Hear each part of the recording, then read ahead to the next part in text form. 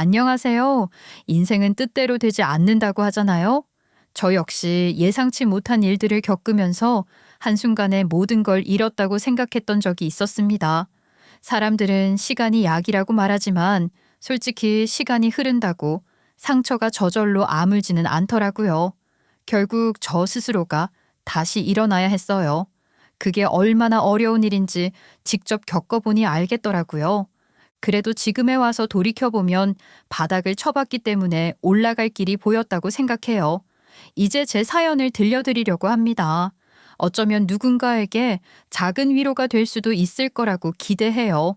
저처럼 삶의 바닥을 경험한 적 있는 분들 혹은 지금 그 바닥을 딛고 있는 분들이 있다면 이 사연을 끝까지 들어주셨으면 좋겠어요.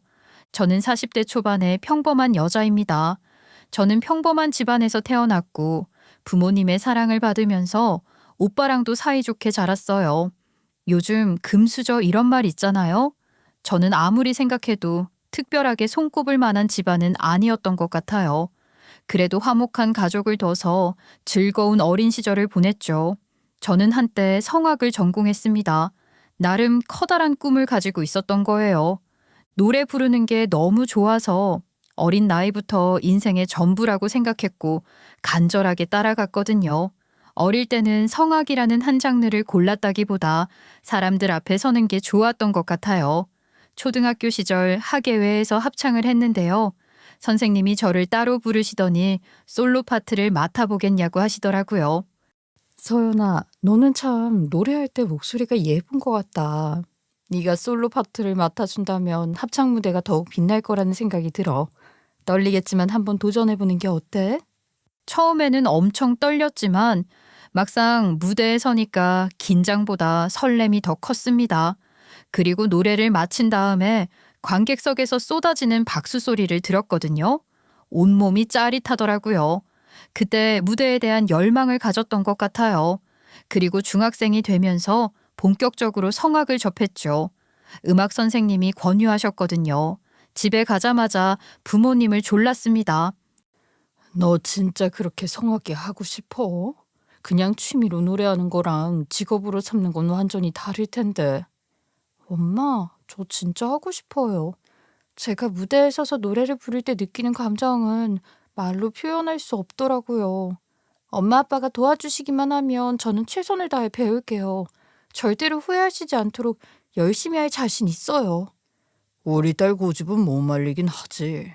그래, 네가 이렇게까지 하고 싶다면 한번 해보자. 하지만 한번 시작했으면 쉽게 포기하는 건 없는 거야. 그 정도 각오는 해둬야 해. 처음엔 부모님도 반신반의하셨지만 제 의지가 강하다는 걸 아시고 결국 허락하셨습니다. 그렇게 저는 레슨을 받아가면서 꿈을 키워나갔죠. 그런데 평범한 집안에서 음악 쪽으로 간다는 건 사실 쉽지 않은 일이에요. 성악하려면 돈을 티슈로 뽑을 정도는 되어야 한다는 말이 있잖아요. 저도 마찬가지였습니다. 저는 성악을 전공하기 위해 예술고등학교로 진학했는데요. 학교에서 공연을 준비할 때마다 의상비, 개인 코치 레슨비, 대회 참가비까지 돈 들어갈 곳이 한두 군데가 아니었습니다. 부모님께서 아무리 지원해 주신다고 약속했어도 부담이 만만치 않았어요. 그래서 저는 진지하게 꿈을 포기하는 게 맞지 않나 생각한 적도 있었죠. 아무래도 대학까지 가면 돈이 더욱더 많이 들어갈 테니까요. 요즘 고민이 많아 보이던데 혹시 무슨 일이 있는 거니? 네가 성악에 대한 열정이 크다는 걸 알고 있는데 뭔가 힘든 게 있어 보이네. 사실 선생님도 아시겠지만 성악을 계속하기에는 비용이 너무 많이 드는 것 같아요. 부모님께서는 부담 주지 않으시지만 솔직히 너무 죄송해서 현실적으로 포기하는 게 맞는 걸까 고민하고 있어요. 포기? 너 같은 재능을 가진 학생이 그렇게 쉽게 포기할 생각을 하면 안 되지. 서연아, 넌 정말 뛰어난 목소리를 가졌어. 그리고 성악은 단순히 돈이 많다고 다 되는 게 아니야. 진짜 실력과 열정이 있는 사람이 끝까지 살아남는 거라고.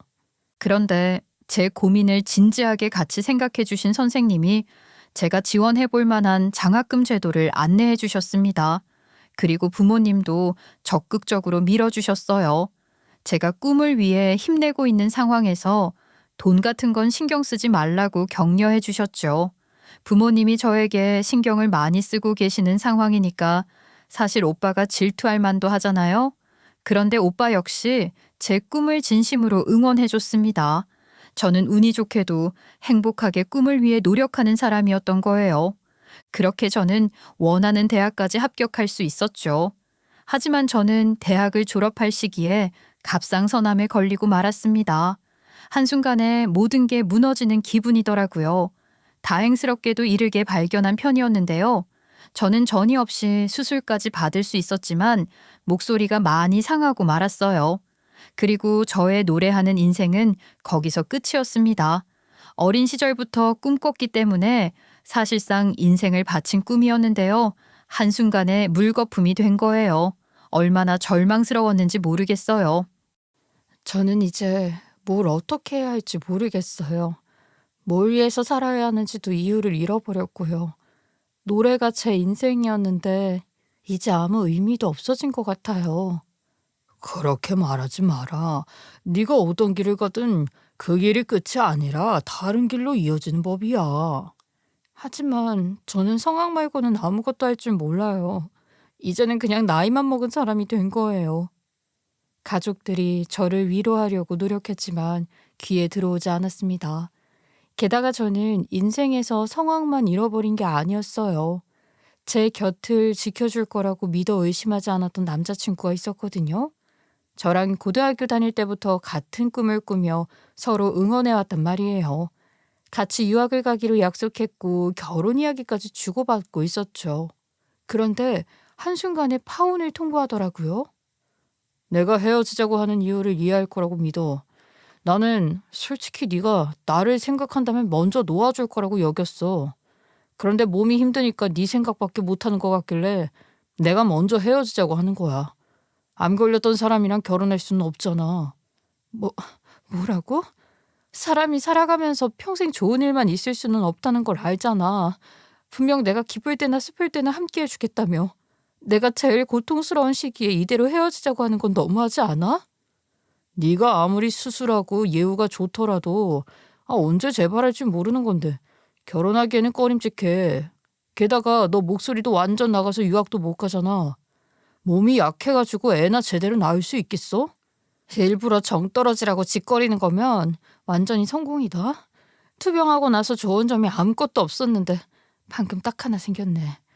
너 같은 거랑 헤어질 수 있어서 다행이야. 하마터면 결혼했다가 무슨 꼴을 당했을 줄 알고.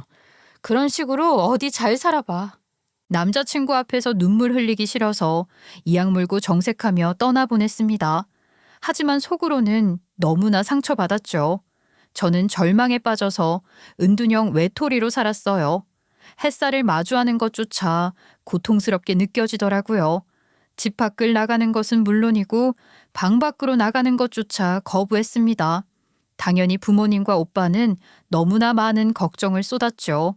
그렇게 저는 무기력하게 이불만 뒤집어 쓰고 지냈어요. 그러던 어느 날 힘들게 사는 게 아니라는 걸 깨달았습니다. 부모님과 오빠가 퇴근하고 집에 와서도 울상구로 있는 걸 봤거든요. 집이라는 곳은 하루 종일 바깥에서 바쁘게 일하다가 겨우 귀가해서 쉬어야 할 공간이잖아요. 그런데 저 때문에 가족들은 집에서조차 우울하게 지내고 있었던 겁니다.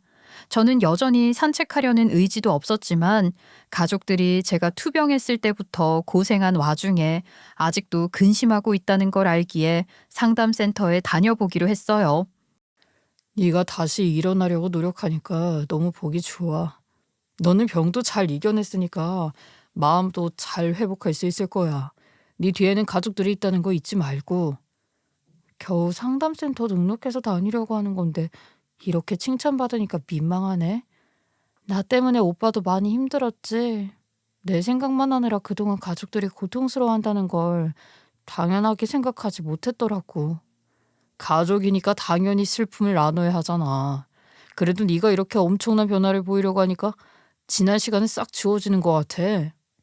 가족들은 제가 스스로 바깥을 나선다는 것만으로도 기뻐했습니다. 그렇게 상담을 받으러 가기 위해 일부러 일주일에 한 번씩은 바깥 공기를 마셔보니까 나쁘지는 않더라고요. 상담을 다니는 게 무슨 의미가 있겠나 싶었는데 조금씩 마음이 편안해지는 것 같았어요. 그런데 이런 저를 지켜본 사람이 있더라고요. 안녕하세요.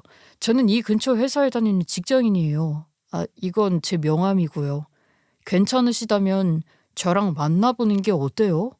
그동안 스쳐 지나갈 때마다 당신이 너무 궁금했거든요. 남자는 제가 다니는 상담센터 근처 회사에 다닌다고 했습니다. 하지만 저는 이미 그토록 오래 교제했던 남자친구한테 파혼당했던 경험이 있잖아요. 또 상처받기는 싫었어요. 그래서 갑상선 암 걸린 적이 있다고 미리 실토하며 거절했죠. 그런데 남자는 그게 무슨 문제냐는 듯이 어리둥절해야 하더라고요. 겉으로는 멀쩡해 보이더라도 나중에는 신경 쓰일 수도 있을 거예요. 그니까 괜히 정들지 말고 서로 갈 길 가는 게 좋겠어요. 지금은 괜찮아졌다면서요?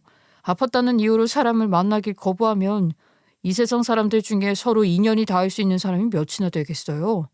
시기가 다를 뿐이지 사람은 결국 누구나 다 병에 걸릴 수 있는데요. 남자는 제가 암 투병한 적 있다는 사실은 어떤 문제도 되지 않는다면서 호감을 표시했습니다. 저는 마음의 상처를 보듬어주는 남자가 고맙더라고요. 아프기 전이었다면 제 취향이 아니라고 거절했을지도 몰라요. 하지만 이제는 겉모습이 중요하지 않다는 걸 알고 있었죠. 그렇게 자연스러운 만남이 이어졌습니다. 저는 소리내어 환하게 웃고 있는 스스로를 발견할 수 있었어요. 마음이 조금씩 열리면서 다시 세상 밖으로 나올 용기가 생겼죠. 그래서 저는 상담 치료를 마치고 나서 아르바이트도 구했답니다. 번듯한 직장은 아니었고 카운터 앞에서 계산해주는 일이었지만 제가 제 몫을 한다는 기쁨이 있었어요. 그러다가 저는 프로포즈를 받았고 흔쾌히 결혼을 결심했습니다. 친정 식구들이 엄청 축하해 주더라고요. 시댁은 시골에 있었는데요. 인사드리러 갔더니 시부모님과 시누이 모두 버선발로 반겨줬습니다. 요즘 시월드라는 말이 있다는 거 안다. 그런데 우리 부부랑 큰딸은 모두 시골 밖으로 나갈 생각이 없거든. 그러니까 신경 쓰지 말고 너네들이서 예쁜 가정 꾸려라.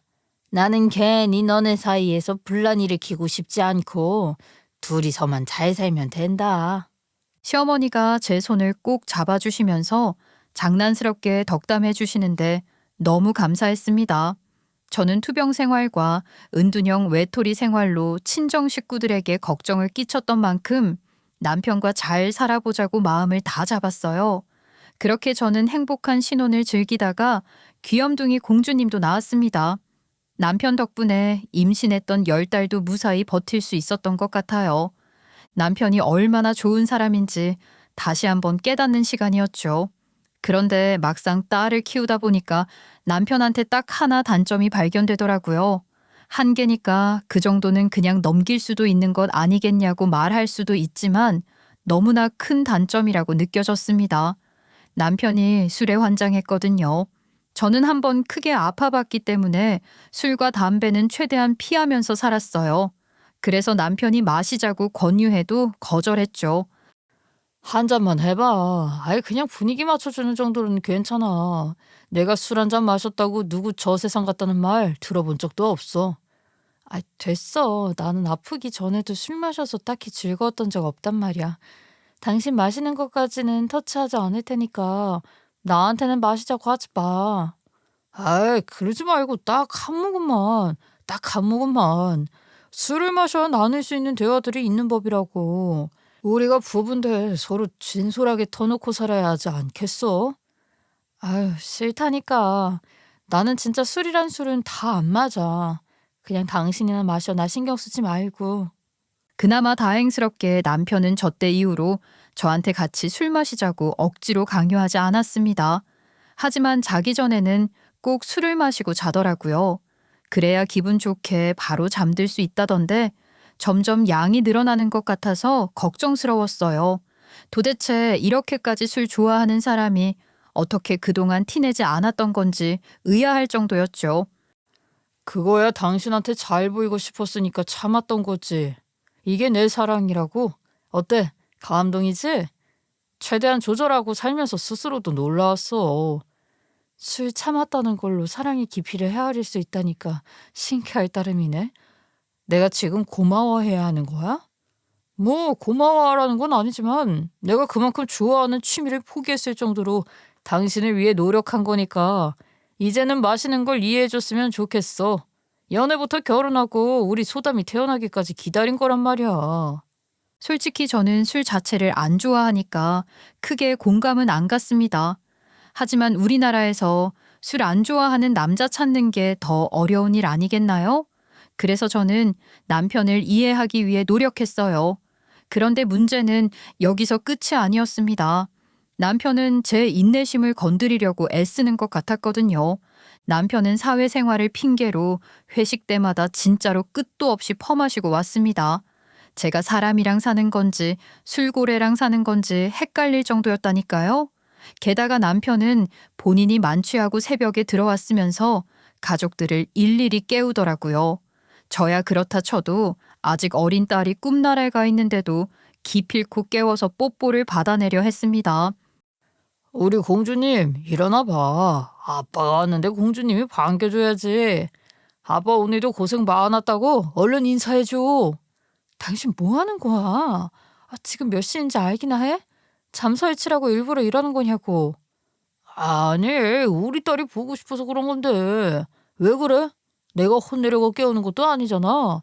아빠가 이렇게 보고 싶어 한다는데 한번 안아줄 수 있는 거 아니야? 저는 진짜 어이가 없었습니다. 술에 잔뜩 취해서 자기 감정대로 행동하는 남편이 너무 황당하더라고요. 하지만 남편은 제가 뜯어 말리는데도 아랑곳하지 않았어요. 그냥 딸을 흔들어 깨우기 바빴죠. 남편이 술에 취한 상태였기 때문에 더욱더 제 힘으로는 방 바깥으로 내보낼 수 없었습니다. 결국 남편이 딸을 열심히 흔들어 깨웠고 딸은 깜짝 놀라서 울음을 터뜨리더라고요. 당신 진짜 제정신이야? 취해서 밤늦게 들어온 거면 얌전히 씻고 가서 자. 왜 애를 괴롭히려고 그래? 내가 괴롭힌 거라고? 당신이나 소담이나 이렇게 반응하면 섭섭하지. 내가 하루 종일 바깥에서 일 열심히 하고 겨우 집에 와서 힐링 좀 해보겠다는 건데. 그 힐링은 주말 낮에 해도 되잖아. 내일이면 또 하루가 시작되는데 그렇게 숙면을 방해해야겠어? 저는 딸을 열심히 달랬습니다. 그리고 남편을 방에서 쫓아냈어요. 남편은 입술을 삐죽거리면서도 딸이 우니까 미안해하는 것 같더라고요. 그러고 나서 다음 날 남편은 출근하기 전에 딸에게 사과했습니다. 딸도 남편의 사과를 흔쾌히 받아주더군요. 이렇게 술 때문에 몇 번 해프닝이 있었지만 그래도 별일 없이 귀가하길래 크게 걱정하지는 않았어요. 그런데 한 번 제가 쓰레기를 버리러 나갔다가 남편이 주차하는 걸 목격하게 된 겁니다. 저는 경악할 수밖에 없었어요. 이 인간이 글쎄 대리기사를 부르지 않고 음주운전을 하고 귀가했더라고요. 남편은 저랑 눈이 마주치고도 깜짝 놀라기는커녕 타이밍 좋았다면서 반가워했어요. 음주운전을 하고도 부끄러운 줄 몰랐다는 거죠. 저는 살면서 처음으로 남편한테 엄청 분노를 쏟았습니다. 당신 미친 거 아니야? 왜 대리를 안 부르고 그냥 왔어? 지금 술 마시고 운전한 거야? 당신 진짜 소담이 보기 안 부끄러워? 대리비 내기 아깝단 말이야. 여태까지 사고 난 적 없으니까 걱정하지 않아도 돼. 내가 어딜 가나 칭찬받는 베스트 드라이버잖아. 지금 사고 안 났으니까 상관없다는 거야? 사고가 100번 안 나도 한 번 크게 나면 끝인 거잖아. 소담이 아직 어린데 왜 이렇게 무책임하게 막 사는 건데? 이게 진짜 말인지 방구인지 남편은 사고가 안 났으니까 문제 없지 않냐는 식이었습니다. 제가 왜 화를 내는 건지 이해를 못하는 것 같더라고요. 그런데 음주운전은 운전자뿐만 아니라 다른 사람들한테도 위협이 될 수 있는 행위잖아요. 그때부터 저는 남편이 바깥에서 술 마시고 들어올 자리가 생기면 신경이 곤두설 수밖에 없었습니다. 대리비 아끼려다가 인생까지 아끼게 생겼어? 내가 당신 때문에 운전 배우러 다닐 테니까 그 전까지만 택시를 타고 귀가를 하든지 대리를 부르든지 해. 절대로 당신이 운전할 생각하지 말라고. 그렇게 남편은 제가 크게 화낸 이후로 눈치를 보면서 대리기사를 부르는 것 같았습니다. 그런데 한 번씩은 그냥 본인이 운전했나 봐요.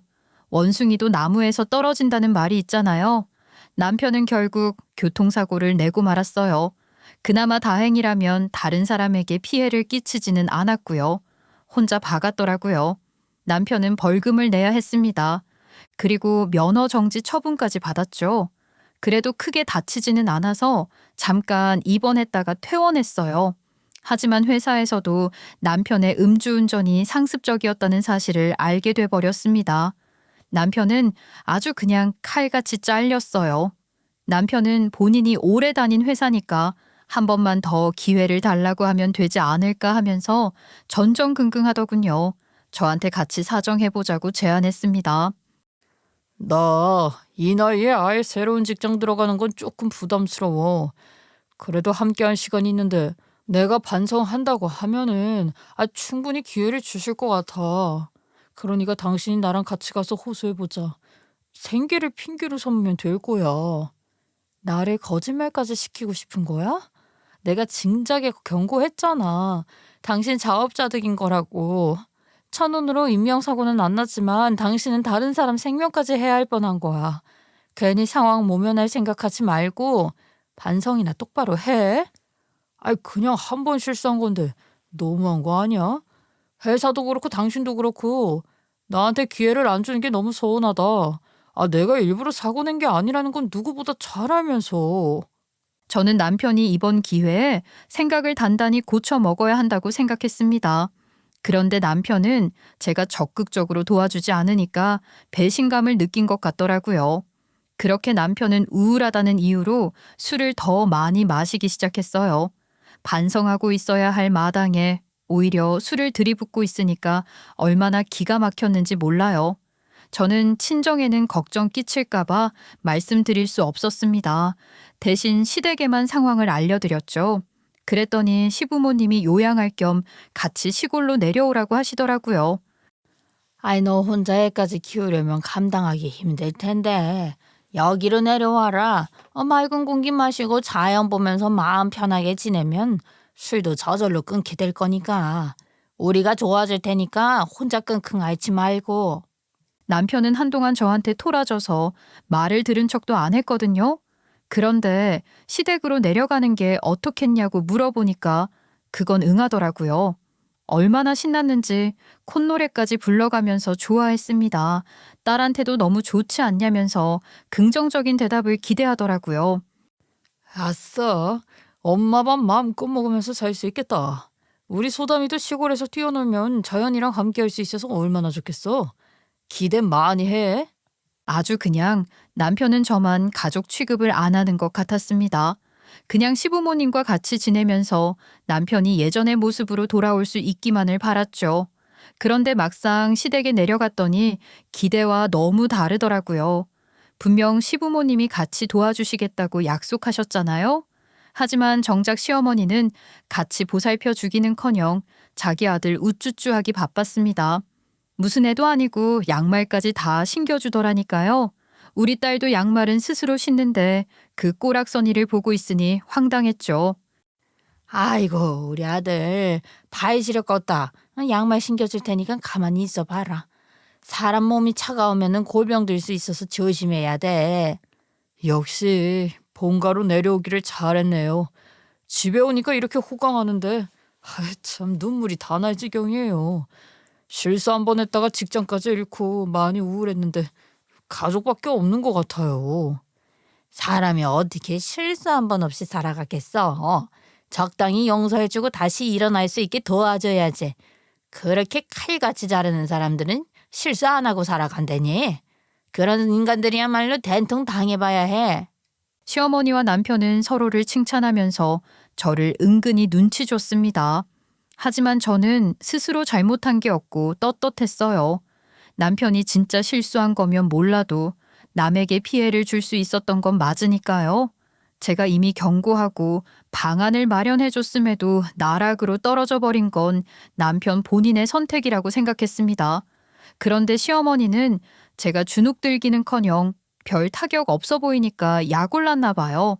시어머니가 봤을 때 본인은 자기 아들을 다 떠받들어 주고 있는데 저는 상대적으로 잔소리만 하고 성질만 내니까 내조하지 않는다고 생각한 것 같았죠.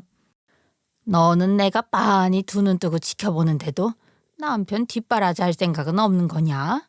그러고도 어디 마누라라고 할 수 있어? 본분을 지킬 생각이 없는 것 같구나. 제가 남편 내팽개치고 나가서 나 몰라라 사는 것도 아니잖아요. 애초에 어머님 아버님이 도와줄 테니 내려오라고 하셨고요. 저는 어머님 눈밖에 날 만한 언행을 하지 않는다고 생각하는데요. 더욱더 황당했던 건 시어머니가 남편이 술 마시는 걸 말리지도 않는다는 거였습니다. 막걸리는 술이 아니라 보약이라고 하더라고요. 도대체 무슨 소리를 하는 건지 이해도 안 갔어요. 당장 남편이 얼굴 시뻘개져서 마당에 드러누워 있는데도 심각하게 받아들이지 않더군요.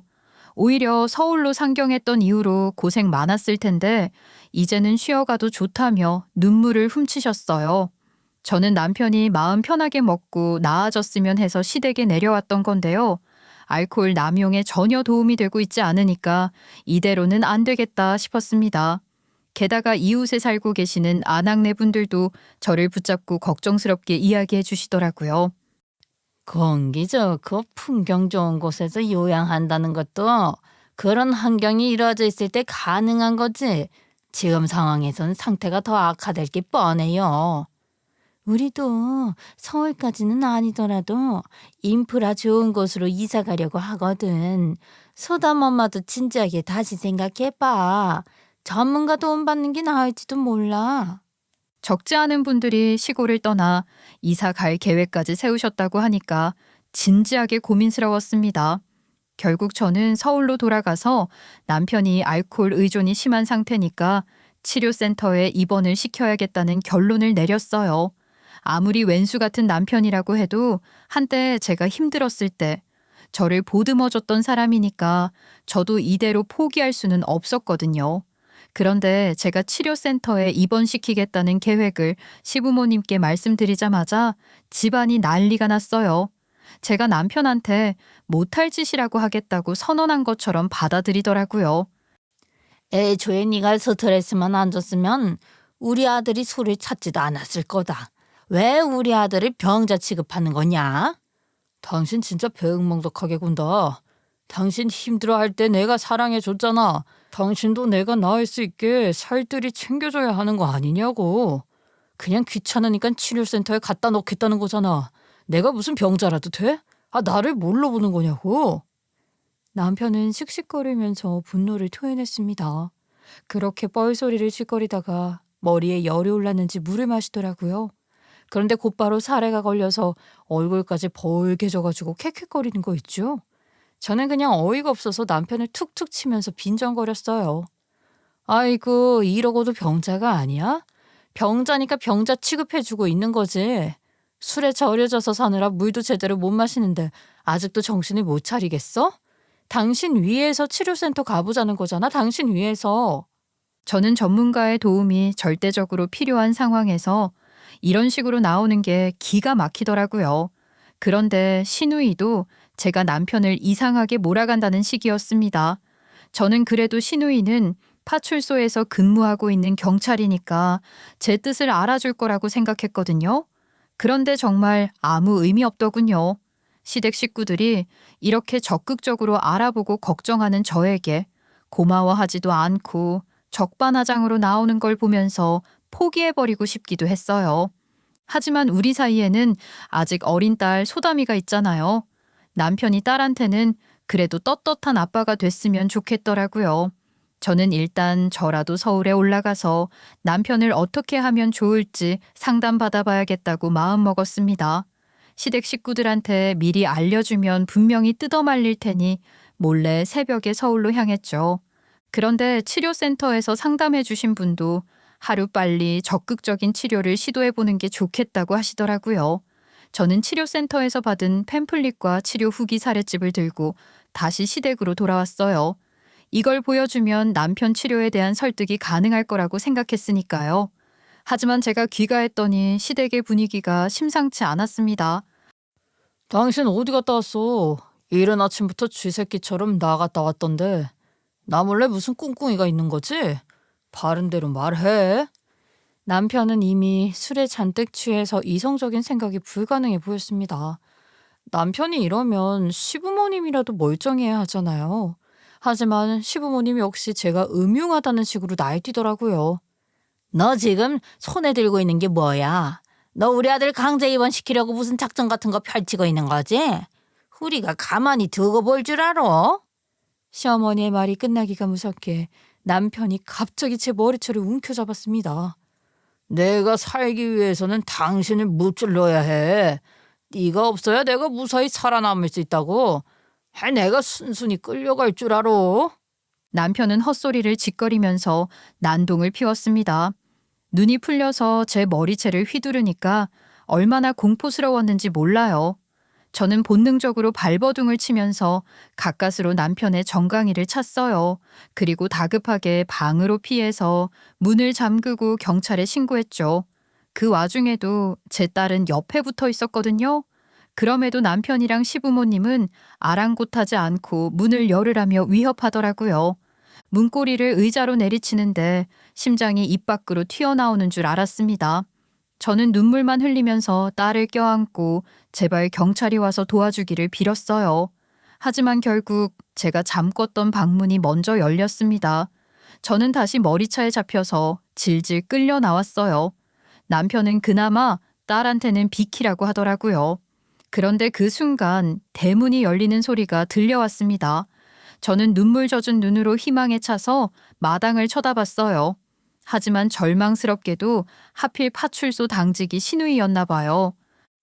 아이고 무슨 일인가 했더니 또 별것도 아닌 걸로 난리치는 거야. 누나 왔으니까 걱정하지 말고 저녁 먼저 족 쳐라. 시누이는 저를 비웃고 있었어요. 시부모님까지 같이 팔짱 낀 채로 남편이 저에게 행패 부리는 꼴을 구경하더라고요. 저는 시누이를 향해 절규하며 소리쳤어요. 형님은 경찰이잖아요. 경찰이면 최소한 중립이라도 지켜야 하는 거 아니에요? 어떻게 동생이 이런 짓을 하는 걸 보고도 가만히 두고 보기만 할 수 있어요? 예? 시누이는 양심에 찔리지도 않는 것 같았어요. 눈 하나 깜짝하지 않더라고요. 아이고 그래서 신고한 거예요? 누가 와서 지켜줄 거라고 생각했나 본데요. 이 마을에는 옳게 지켜줄 사람 아무도 없으니까 꿈깨는 게 좋겠네요. 시누이는 저보고 목청껏 소리 질러 보라면서 조롱까지 서슴지 않았어요. 정말 소름이 돋을 지경이었죠. 시부모님도 거들면서 저를 몰아세우기 시작했어요. 여기 들어온 이상 우리 아들을 네 마음대로 입원시키려고 데려갈 수 있을 줄 알아? 우리 아들은 지극히 정상적이니까 치료센터 그딴 얘기는 다시는 꺼내지 마라. 우리 아들 기 살려주기는커녕 더 짓밟으려고 작정한 것 같구나 네가. 제가 이 일은 나쁜 의도로 입원시키려고 한 것도 아니잖아요. 네가 소담이 아빠로서 당당하게 정상적인 일상생활로 돌아올 수 있으면 그래서 도와주려고 하는 거였다고요. 네가 지금 하늘 같은 시부모를 가르치려 드는 거냐? 우리가 너보다 사람 사yor이 긴데 어디서 정거질이야? 그러면 이 사람이 계속 술에 찌들어서라도 상관없으시다는 건가요? 당장 일상생활뿐만이 아니라 건강에도 문제가 되는 거잖아요. 저는 제 의도를 몰라주는 게 너무 서러웠습니다. 시댁 식구들은 그저 제가 남편을 병자 취급했다면서 분개하더라고요. 급기야 남편이 저에게 의자를 던지고 포효하면서 위협하는데도 아무도 말리지 않았어요. 오히려 같이 합세해서 저를 겁에 질리게 만들었죠. 저는 사방이 막힌 듯한 절망감에 숨이 막혀왔습니다. 그런데 그 순간 찰칵하는 카메라 셔터 소리가 들렸어요. 시부모님과 시누이 모두 순식간에 표정이 굳어지더라고요. 주위를 둘러보면서 당황한 기색을 감추지 못했죠. 시부모님과 시누이는 카메라 셔터 소리가 어디서부터 난 건지 쥐잡듯이 찾기 시작했습니다. 시어머니는 마당 한쪽으로 뛰어나가며 여기저기 시선을 돌렸고요. 시아버지는 서둘러 창고 문을 열어 안을 살폈어요. 시누이 역시 한쪽 구석에 놓인 장독대 주변을 헤집고 다녔죠. 하지만 남편은 여전히 상황 파악도 제대로 하지 못하고 제 머리채를 잡아 흔들고 있더라고요. 너 뭔 짓거리 한 거야? 카메라 소리가 지금 왜 난 거냐고. 도대체 무슨 계획을 가지고 왔는지 당장 물어. 뭐 발버둥이라도 치고 싶은가 보죠? 어디에 숨겨뒀는지 실토하세요. 우리가 먼저 찾으면 가만 놔두지 않을 거니까 그나마 용서받고 싶다면 먼저 말하는 게 현명할 거예요. 시부모님과 시누이는 마당을 아무리 둘러봐도 카메라를 찾을 수 없었습니다. 그러자 초조해지기 시작했는지 저한테 윽박지르더라고요. 하지만 제 입이 열리기도 전에 먼저 대문이 열렸어요. 그리고 파출소장과 감찰팀이 들어왔죠. 최근 가정폭력 신고를 무마해온 경찰이 있다는 내부 제보가 접수됐다고 하더라고요. 시누이의 얼굴은 핏기가 사라지기 시작했습니다. 입술이 바들바들 떨리면서 변명하더군요. 이건 오해예요. 사실 저희들이야말로 피해자거든요. 호이케가 먼저 손을 올려서 어쩔 수 없이 정당방위한 거라고요. 그리고 가정폭력 상황까지는 아니었기 때문에 크게 제지하지 않았어요. 시누이의 변명은 정말 한없이 가볍고 얄팍했습니다. 사실상 현장 적발된 거나 다름없는데 그런 변명이 통할 리가 있나요? 사실 마을 이웃 아낙네들 중 한 분도 배우자의 의처증으로 힘들어 하셨는데요. 제가 걱정되는 마음에 몰래 숨겨드린 적 있었어요. 당시 제가 신고를 권유했는데 아무런 소용이 없을 거라고 한탄하셨습니다. 바로 시누이 때문에 신고를 하더라도 무마될 거라고 생각해 무슨 일이 있어도 용기 내지 못하셨던 거예요. 저는 남편이 술 문제가 있기는 했지만 그동안 이런 식으로 과격하게 표출한 적은 없었기 때문에 신고까지 생각은 못했다가 이번에 알게 된 거고요. 이웃 아낙네 분들이 마을을 떠나자는 의견을 모으는 이유가 있었던 겁니다.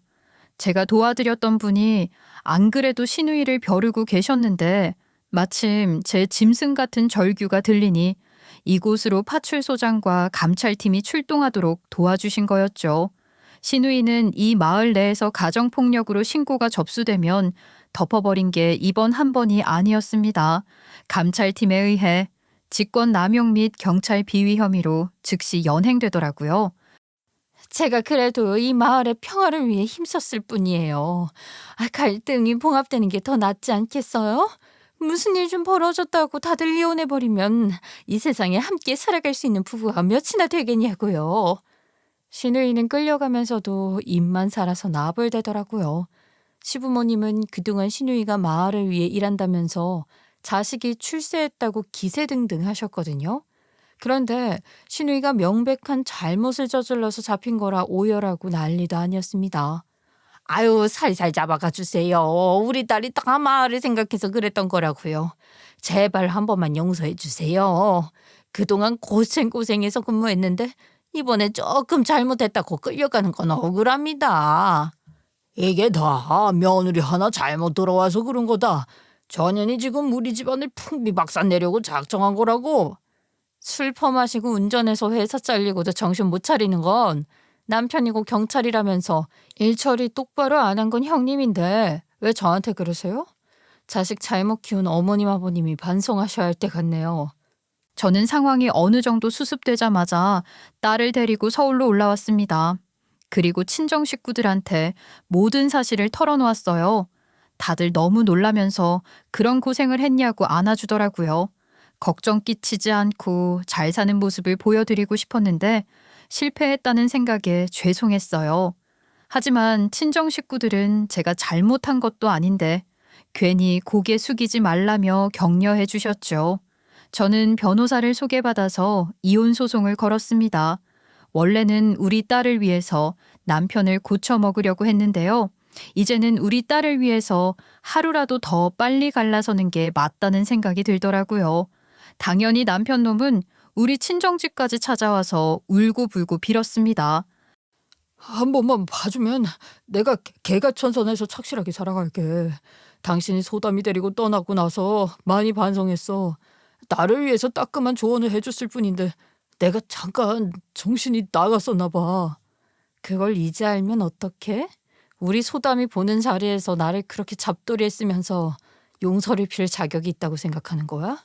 진심으로 반성하고 있으면 깔끔하게 이혼할 생각이나 해. 사람 한 명 구제해준다고 생각하고 용서해주면 안 되는 거야? 새로 태어났다는 마음으로 살아갈게. 직장도 새로 구할 테니까 한 번만 봐줬으면 좋겠어. 남편 놈은 자존심도 없는 것처럼 양손으로 싹싹 빌었습니다. 하지만 여러분도 다들 아시죠? 한 번도 안 한 사람은 있더라도 한 번 한 사람은 또 이딴 짓거리 벌일 확률이 높다는 건 말이에요. 저는 남편 놈이 뭐라고 빌든 말든 귀를 후비면서 전부 거절했어요. 그랬더니 남편 놈이 시어머니한테 고자질하면서 징징거렸나 봐요. 시어머니까지 올라와서 저한테 용서를 구하더라고요. 우리 예쁜 며느라, 내가 우리 아들 교육 더 잘 시킬 테니까 한 번만 봐줬으면 좋겠구나. 다시는 이런 일 없을 거다.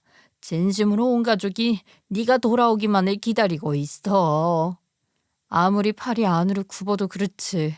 손녀까지 있는 앞에서 못 볼 걸 다 보게 만들어 놓고 감히 용서를 구하러 오신 거예요? 그냥 꺼져요. 네 시누이까지 지금 못 벗게 생겼는데 술에 의존하느라 힘들어하는 남편 버리고 떠날 생각이야? 그런 쉬운 마음으로 가족이 된 거냐고. 지금 집안이 풍비박산나기 일보 직전인데 아유 제발 마음 풀어라. 내가 직접 잘못했다고 하잖니. 그쪽 집안이 풍비박산나기 일보 직전인 건 다 자업자득이잖아요.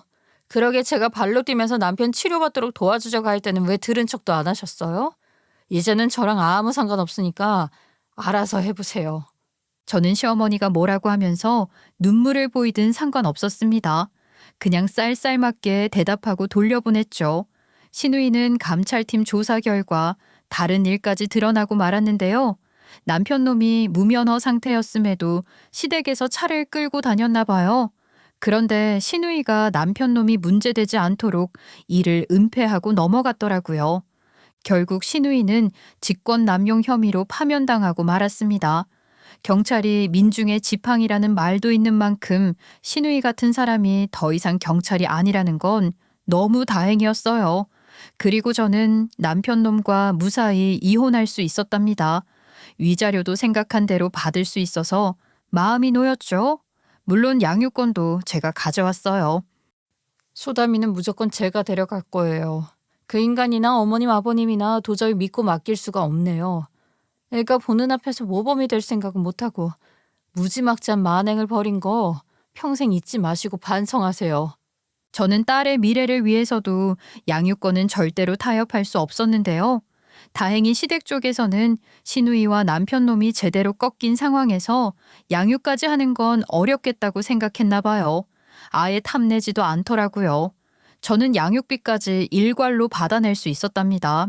시댁에서는 시누이도 파면당한 상황이라 기둥이 무너진 거나 다름없는데 남편 놈의 이혼까지 질질 끌면 어떻게 될지 걱정하는 것 같았어요. 시누이는 징역까지 구형받은 상태라 최종 판결을 기다리고 있었거든요. 그렇게 저는 나름 깔끔하게 모든 상황을 정리할 수 있었던 거예요. 그런데 전 시부모님도 웃긴 인간들인 게 뭔지 아시나요? 처음에는 그저 제가 집안을 엉망으로 만들었다면서 분노했잖아요. 그런데 막상 전 남편을 제 손에서 떼어놓고 케어하려니까 현실이 달랐나 봐요. 아무래도 연세도 있으시니 더욱더 힘들었겠죠. 저보고 가족을 돌보는데 성의가 없다며 난리 쳐놓고 정작 두 손 두 발 든 채 조심스럽게 연락하더라고요. 오랜만에 연락해서 미안다. 딱 하나만 물어보려고 전화한 거니까는 제발 끊지 말아라. 너 그 예전에 어느 치료센터에서 상담받고 왔던 거냐? 그 연락처 좀 알려줬으면 좋겠구나. 그 연락처를 왜 필요로 하시는 거예요? 아들 기 살려줘야 해서 절대로 병자 취급하면 안 된다고 하셨잖아요. 내가 그때는 미처 몰랐는데 얘가 상태가 더 심각해져서 아무래도 전문가를 만나봐야 할 것 같아서 그래. 그러니까 한 번만 알려줘.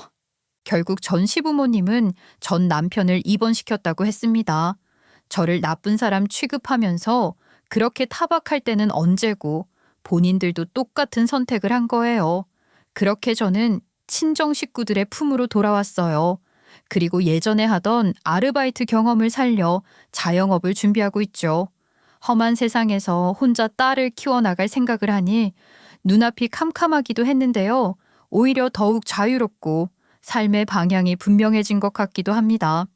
그런데 전 남편은 영영 폐인으로 살 작정인가 보더라고요. 치료센터에서 퇴원했다가 또 술고래돼서 입원했다고 했거든요. 처음에는 술을 끊었으니 새로 직장을 구해보겠다며 의지를 다졌다는데요. 막상 취직이 쉽지 않으니까 금방 또 술을 찾았다고 했습니다. 혼자 마시다가 감정이 격해지면 전 시부모님에게 행패를 부렸다고 하더라고요. 전 시부모님은 전 남편이 잠잠해지기만을 바랐지만 만취한 상태에서 날뛰고 고성을 지르는 바람에 신고당했다고 했어요.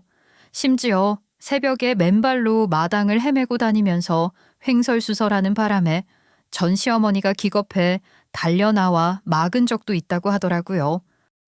도대체 치료가 된 건지는 모르겠다. 결국에 다시 입원시켰는데 네가 알려줬던 치료센터 진짜 효과가 있었던 곳이 맞기는 한 거야? 진짜 의미 있게 치료받으신 분들이 계신 걸 보면 효과가 있었던 거겠죠. 근데 당장 당사자가 의지가 없으면 뭘 해도 소용없지 않겠어요? 이제 그냥 죽을 때까지 그렇게 살 생각인가 본데 받아들이세요. 전 시부모님은 가슴을 치면서 근황을 전했습니다. 역시 한 번 그랬던 인간이 두 번 그러지 않으리라는 보장이 없죠. 전 남편이 용서를 빌든 말든 시원하게 이혼해버리길 잘한 것 같아요. 전 시부모님의 생활을 저랑 딸이 감당했다고 생각하면 눈이 질끈 감길 정도거든요. 전 신우이는 집행유예 선고를 받아서 감방은 안 갔지만 연금을 박탈당했다고 했습니다. 작은 시골 마을에서 본인이 경찰이랍시고 대장인 것처럼 으스대며 살던 사람이 모든 걸 잃어버리게 된 거예요. 전 시부모님의 자랑은 어느새 애물단지가 됐더라고요. 우리 딸은 전 남편을 마주할 일이 없으니까 정서적으로 불안하지 않게 잘 자라고 있습니다. 술에 찌든 모습을 보지 않아도 되고 폭언과 소란 속에서 겁에 질리지 않아도 되니까요. 엄마, 난 엄마랑 사는 게 너무 좋아. 그니까 괜히 엄마 혼자 키워서 미안해하지 않았으면 좋겠어. 아이고, 그래. 우리 소담이가 그렇게 말해주니까 너무 고맙네. 우리 딸이 언제 이렇게 커서 엄마 마음을 위해 말해주는지 모르겠네. 엄마가 사랑만 주면서 키워줘서 나도 엄마 행복하게 해주고 싶거든. 나는 엄마가 내 엄마라서 다행이라고 생각해. 저 혼자 키웠다면 조금은 힘들었을지도 몰라요. 하지만 우리 딸은 친정 식구들에게도 사랑을 듬뿍 받으면서 밝고 건강하게 자라고 있습니다. 엄마는 매일 아침 손수 끓인 국을 챙겨주시고요. 아빠는 놀이터에 직접 데려가셔서 그네를 밀어주시더군요. 오빠도 마찬가지로 마트에 갈 때마다 우리 딸이 좋아할 만한 간식을 한아름 사다 줘요. 친정 식구들 모두 우리 딸의 상처받았던 마음을 보듬어 주려고 노력하는 겁니다. 저 역시 주변에서 전해주는 온기를 발판으로 열심히 살아갈 거예요. 저에게는 과거의 상처를 다시 마주하는 과정이었지만 이렇게 사연으로 풀어내면서 한 번 더 제 자신을 다독일 수 있었어요. 언젠가 여러분도 힘든 시간을 지나 지금보다 더 나은 곳에서 웃고 있을 거라고 믿습니다. 사연 들어주셔서 감사해요.